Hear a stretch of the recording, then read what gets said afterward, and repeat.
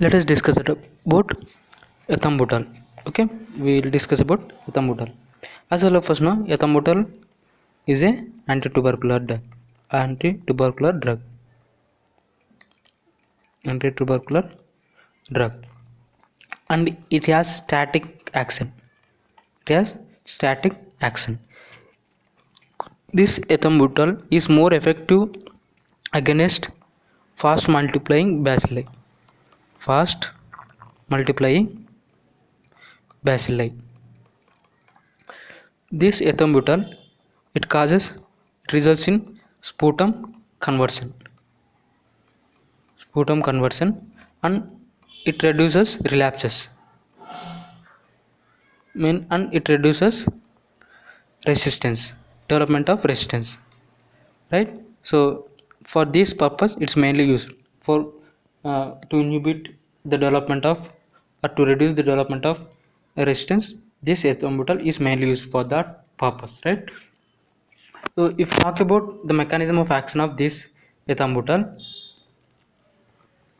actually the mechanism of action is not fully known, but whatever we are saying uh, is of hypothetical, right? So let's understand that. If the patient takes this ethambutol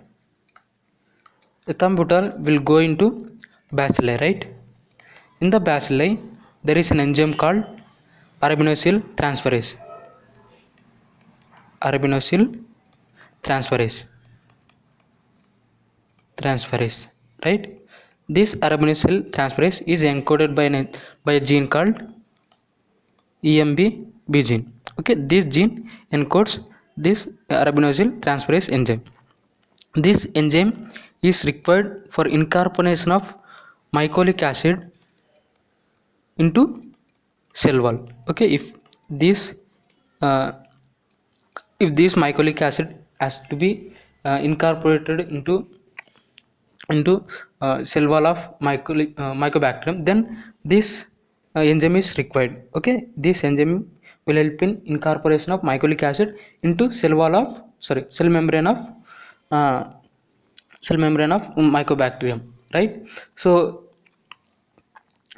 here ethambutol, what it does is it inhibits this enzyme, and that results in failure of incorporation of mycolic acid. Clear?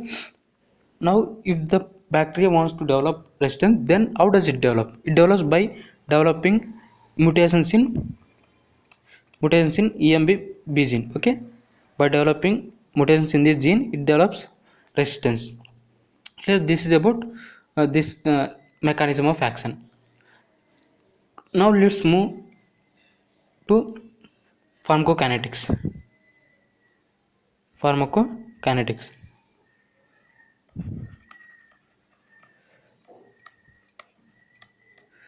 Pharmacokinetics.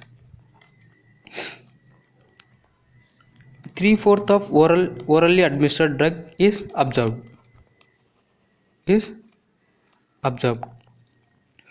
And penetration into meninges is incomplete. Okay, penetration into meninges is incomplete. And if talk about excretion, this excretion is by glomerular filtration and secretion. As it is being excreted by kidney, so if there are any renal diseases in the patient, then we have to use this drug very cautiously, right? If there are any renal diseases, then we have to use carefully. That means we have to monitor the patient continuously, right? This is about pharmacokinetics. Let's understand side effects.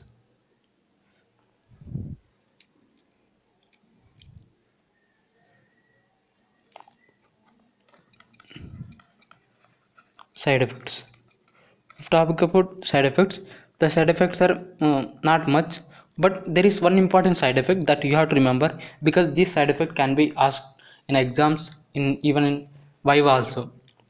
That is optic neuritis. optic neuritis, right? Remember this.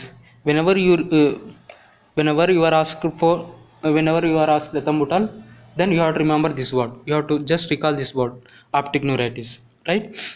So when the patient first complains of visual disturbances, then you should stop the drug. Okay, so this is one important side effect. Then other side effects like uh, nausea, rashes, these are all common side effects. Nausea, rashes, fever, peripheral neuritis, these are all common side effects. But the important side effect that you have to remember here is optic neuritis. Okay,